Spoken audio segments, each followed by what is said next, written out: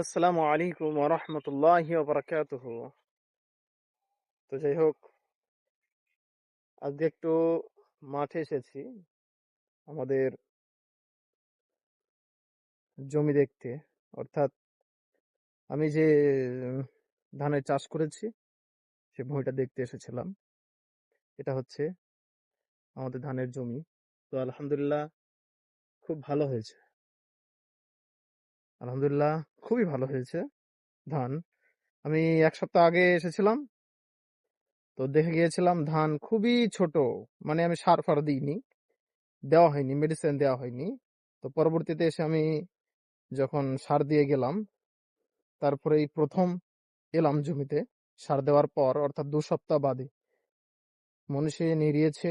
নিড়ানোর পর এই প্রথম, তো এই প্রথম দেখতে এলাম। তো আলহামদুলিল্লাহ খুব সুন্দর হয়েছে ধান, আল্লাহর রহমতে খুব সুন্দর হয়েছে খুব।